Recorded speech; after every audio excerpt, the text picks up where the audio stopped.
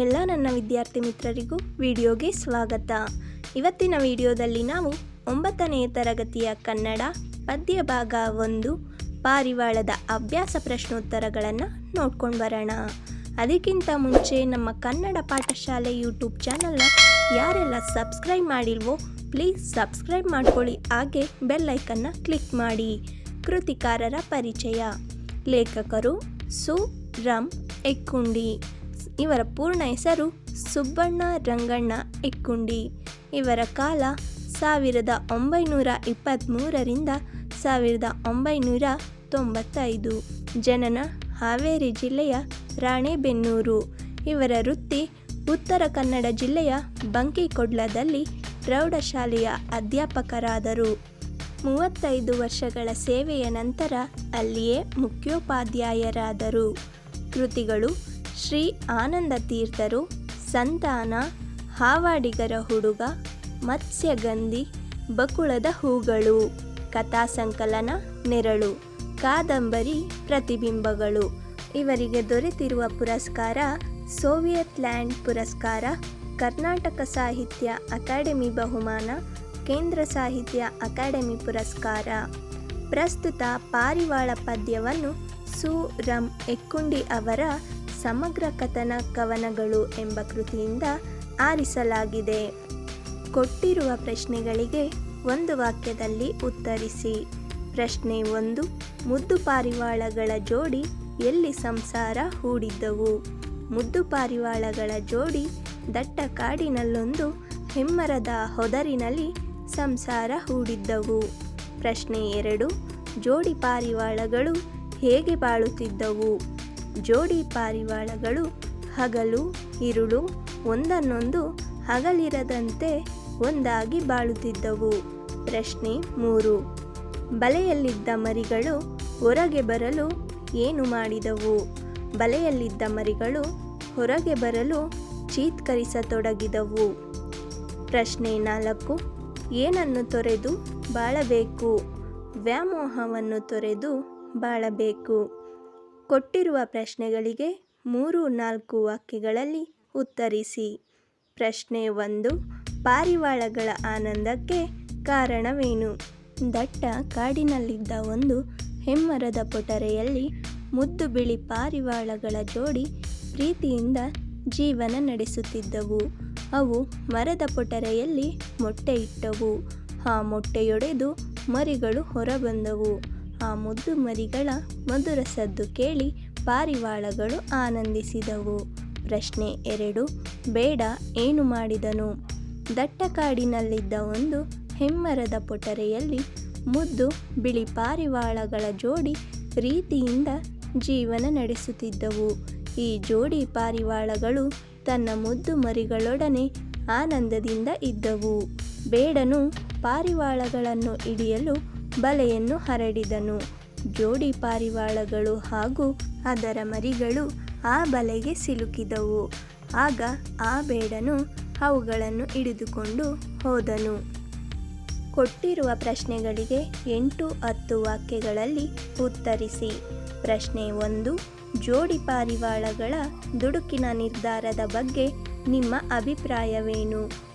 ದಟ್ಟ ಕಾಡಿನಲ್ಲಿದ್ದ ಒಂದು ಹೆಮ್ಮರದ ಪೊಟರೆಯಲ್ಲಿ ಮುದ್ದು ಬಿಳಿ ಪಾರಿವಾಳಗಳ ಜೋಡಿ ಪ್ರೀತಿಯಿಂದ ಜೀವನ ನಡೆಸಿದವು.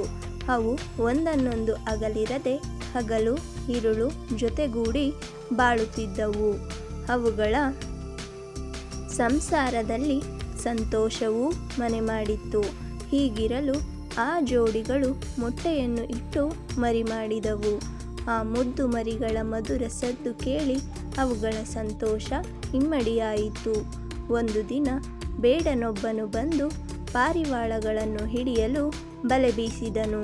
ಪುಟ್ಟ ಮರಿಗಳು ಬಲೆಗೆ ಸಿಲುಕಿದವು. ಹೊರಗೆ ಬರಲು ಚೀತ್ಕರಿಸತೊಡಗಿದವು. ಜೋಡಿ ಪಾರಿವಾಳಗಳು ಮನಸ್ಸಿನಲ್ಲಿ ಮೋಹವನ್ನು ತುಂಬಿಕೊಂಡು ಬೇಡ ಬೀಸಿದ ಬಲೆಗೆ ಬಿದ್ದು ತಮ್ಮ ಪ್ರಾಣ ಕಳೆದುಕೊಂಡವು. ಇಲ್ಲಿ ಆ ಜೋಡಿ ಪಾರಿವಾಳಗಳು ದುಡುಕಿ ನಿರ್ಧಾರಕ್ಕೆ ಬಂದಿದ್ದು ತಪ್ಪಾಯಿತು. ಆ ಜೋಡಿ ಪಾರಿವಾಳಗಳು ಯೋಚಿಸಿ ನಿರ್ಧಾರಕ್ಕೆ ಬರಬೇಕಿತ್ತು. ಅಥವಾ ಆ ಜೋಡಿ ಪಾರಿವಾಳಗಳು ಕುರುಡು ವಾತ್ಸಲ್ಯಕ್ಕೆ ಒಳಗಾಗಬಾರದಿತ್ತು. ಆ ಮರಿಗಳನ್ನು ಬಿಡಿಸಲು ಪ್ರಯತ್ನಿಸಬೇಕಿತ್ತು. ವ್ಯಾಮೋಹಕ್ಕೆ ಒಳಗಾಗದೆ ಅವಸರದ ತೀರ್ಮಾನಕ್ಕೆ ಬರಬಾರದಿತ್ತು. ತಾಳ್ಮೆಯಿಂದ ಇಡೀ ಪರಿಸ್ಥಿತಿಯನ್ನು ಎದುರಿಸಬೇಕಿತ್ತು. ಮುಂದೆ ಬರಲಿರುವ ಸುಂದರ ಭವಿಷ್ಯವನ್ನು ಯೋಚಿಸಿಕೊಂಡು ಬಲೆಗೆ ಬೀಳದೆ ಇರಬಹುದಿತ್ತು ಎಂಬುದು ನಮ್ಮ ಅಭಿಪ್ರಾಯವಾಗಿದೆ. ಪ್ರಶ್ನೆ 2. ಪಾರಿವಾಳ ಪದ್ಯದ ಕಥೆಯನ್ನು ನಿಮ್ಮ ಮಾತುಗಳಲ್ಲಿ ಬರೆಯಿರಿ. ದಟ್ಟ ಕಾಡಿನಲ್ಲಿದ್ದ ಮರದ ಪೊಟರೆಯಲ್ಲಿ ಮುದ್ದಾದ ಬಿಳಿ ಪಾರಿವಾಳಗಳ ಜೋಡಿ ವಾಸವಾಗಿದ್ದವು. ಅವು ಹಗಲಿರುಳು ಸದಾಕಾಲ ಜೊತೆಯಾಗಿಯೇ ಇರುತ್ತಿದ್ದವು. ಅವುಗಳು ಇಟ್ಟ ಮೊಟ್ಟೆಯಿಂದ ಹೊರಬಿದ್ದ ಪುಟ್ಟ ಪಾರಿವಾಳಗಳ ಮಧುರವಾದ ಚಿಲಿಪಿಲಿ ನಾದ ಕೇಳಿ ಆನಂದದಿಂದ ಬಾಳುತ್ತಿದ್ದ ದಿನಗಳಲ್ಲಿ ಒಮ್ಮೆ ಅಲ್ಲಿಗೆ ಬಂದ ಬೇಟೆಗಾರನೊಬ್ಬನು ಬಲೆಯನ್ನು ಹೂಡಿದನು. ಅದರಲ್ಲಿ ಹಾರಿದ ಪುಟ್ಟ ಮರಿಗಳು ಚೀತ್ಕರಿಸತೊಡಗಿದವು. ಅವುಗಳ ಪಾಡು ನೋಡಲಾರದ ತಾಯಿ ಪಾರಿವಾಳವು ತಾನೂ ಬಲೆಯಲ್ಲಿ ಧುಮುಕಿತು. ಅದನ್ನು ಹಗಲಿರದ ಗಂಡು ಪಾರಿವಾಳವು ಸಹ ಬಲೆಯೊಳಗೆ ಹಾರಿದಾಗ ಬೇಡನು ಬಲೆಯಲ್ಲಿ ಸಿಲುಕಿದ ಪಾರಿವಾಳಗಳ ಹಿಂಡನ್ನು ಹೊತ್ತು ನಡೆದನು. ತಂದೆ ತಾಯಿ ಪಾರಿವಾಳಗಳು ಕುರುಡು ವಾತ್ಸಲ್ಯಕ್ಕೆ ಒಳಗಾಗಿ ಮರಿಗಳೊಂದಿಗೆ ತಾವೂ ಬಲೆಯಲ್ಲಿ ಸಿಲುಕಿದ್ದರಿಂದ ಅವುಗಳಿಗೆ ದುರ್ಗತಿಯೊದಗಿತು. ಜೀವನದಲ್ಲಿ ಬಂದುದನ್ನು ಎದುರಿಸಬೇಕು. ವ್ಯಾಮೋಹವನ್ನು ತೊರೆದು ಬಾಳಬೇಕು. ಮೋಹ ಮುಸುಕಿದ ಬುದ್ಧಿಯಿಂದ ನಾಶವು ಬಂದೊದಗುತ್ತದೆ ಎಂಬುದನ್ನು ಅರಿಯದೇ ಇದ್ದರೆ ಪಾರಿವಾಳಗಳ ಸ್ಥಿತಿ ಬಂದೊದಗುವುದು. ಆದ್ದರಿಂದ ವ್ಯಾಮೋಹ ತೊರೆದು ತಾಳ್ಮೆಯಿಂದ ಯೋಚಿಸಿ ಕಾರ್ಯ ಸಾಧನೆ ಮಾಡಬೇಕು ಎನ್ನುವುದೇ ಈ ಕವನದ ಆಶಯವಾಗಿದೆ. ಸಂದರ್ಭ ಸಹಿತ ಸ್ವಾರಸ್ಯವನ್ನು ವಿವರಿಸಿ. ಪ್ರಶ್ನೆ 1. ಒಳಗೆ ಬಂದಿತ್ತು ಬಳಿಗೆ ಬಿಕ್ಕಿ ಬಿಕ್ಕಿ. ಆಯ್ಕೆ: ಪಾರಿವಾಳ ಪದ್ಯದ ಈ ವಾಕ್ಯವನ್ನು ಸು. ರಂ. ಎಕ್ಕುಂಡಿಯವರು ಬರೆದ ಸಮಗ್ರ ಕಥನ ಕವನಗಳು ಎನ್ನುವ ಕವನ ಸಂಕಲನದಿಂದ ಆರಿಸಿಕೊಳ್ಳಲಾಗಿದೆ. ಸಂದರ್ಭ: ಪಾರಿವಾಳಗಳನ್ನು ಹಿಡಿಯಲು ಬೇಡನು ಬೀಸಿದ ಬಲೆಗೆ ಮರಿಹಕ್ಕಿಗಳು ಸಿಲುಕಿದವು. ಮರಿ ಪಾರಿವಾಳಗಳ ಪಾಡು ಕಂಡು ತಾಯಿ ಹಕ್ಕಿಯು ಬಲೆಗೆ ಧುಮುಕಿತು. ಹೆಂಡತಿಯನ್ನು ಅಗಲಿರದ ಗಂಡು ಹಕ್ಕಿ ಕೂಡ ದುಃಖದಿಂದ ಬಲೆಗೆ ಬಿದ್ದಿತು ಎಂದು ಹೇಳುವ ಸಂದರ್ಭದಲ್ಲಿ ಈ ಮಾತನ್ನು ಹೇಳಲಾಗಿದೆ.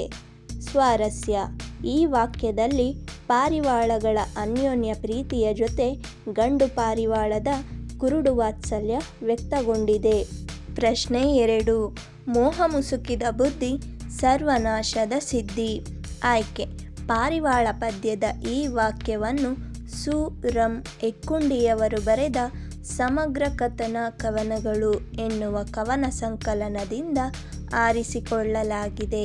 ಸಂದರ್ಭ: ನೆಮ್ಮದಿಯಿಂದ ಜೀವನ ಸಾಗಿಸುತ್ತಿದ್ದ ಪಾರಿವಾಳಗಳ ಸಂಸಾರ ಕುರುಡು ವಾತ್ಸಲ್ಯದಿಂದ ಬೇಡ ಬೀಸಿದ ಬಲೆಗೆ ಬೀಳುತ್ತವೆ.